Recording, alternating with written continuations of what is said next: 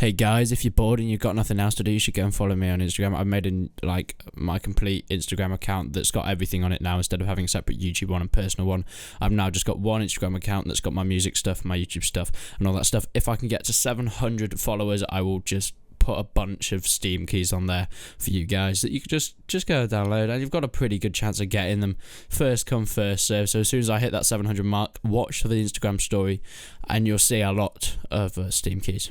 But let's get straight into it.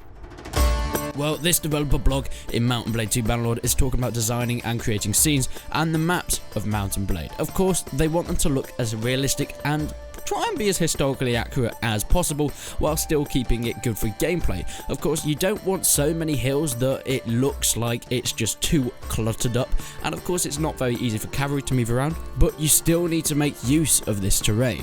For example, if it's a very hilly map, there still needs to be places for choke points for infantry to hold. It can't just be easily accessible for every type of troop on the battlefield, but then again, on the other side, you can't make it impossible for things like cavalry or archers all the time. It needs to be very balanced while keeping the realistic terrain and historically accurate maps and scenes. There's a lot more numbers and units on the battlefields in Bannerlord.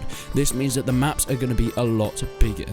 Now, we don't quite have an official size or scaling that we can get at the moment, but I think it can kind of scale it up when you think about the maps in Mount & Blade Warband were made for 150 units on the battlefield, and it can be anywhere from 500 to maybe even pushing 1,000 units on the battlefield in Bannerlord.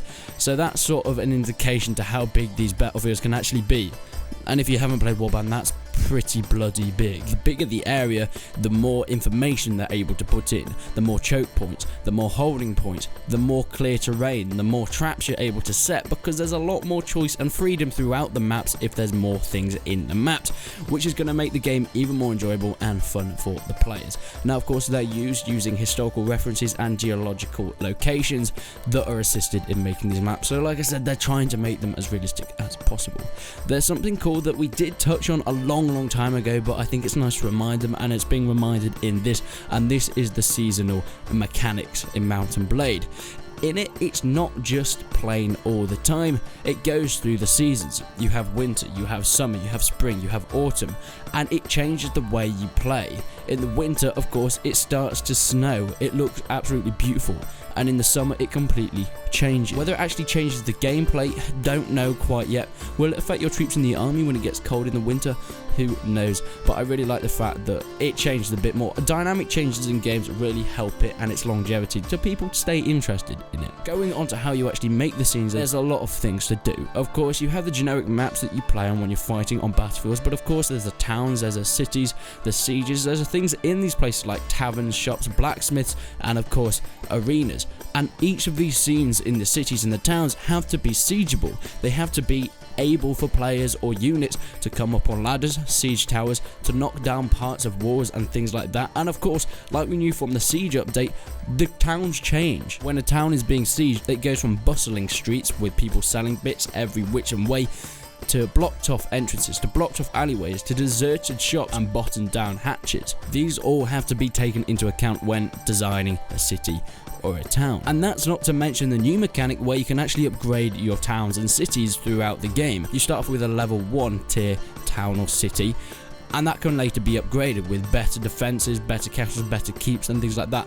And there's 3 of those levels. So with the town and with the design of the maps, that has to be taken into account, and it takes a lot of time just to make one city because of all these things, the changes that the town and cities have to go throughout your gameplay. And finally, we're touching on the editor that we as players will be able to use to make our own maps and moddable things.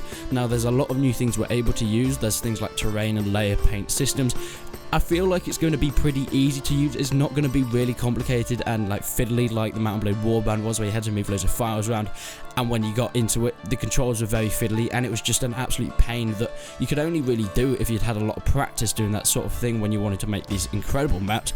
But there's going to be some easier ways to do it, some more accessible ways to do it, so anyone can do it. There's also terrain and flora systems that are all integrated within the season system, which means that you can make it change seasons and different things grow one come up and things like that, which is absolutely awesome. But that's it for this week's developer blog from Mount & Blade 2 Bannerlord. Make sure you go and follow me on Instagram and Twitter for all updates and news, and of course come and join my Discord. But thank you so much for watching. If you haven't already, subscribe for more updates and different historical gaming videos. But until then, I'll see you in the next one.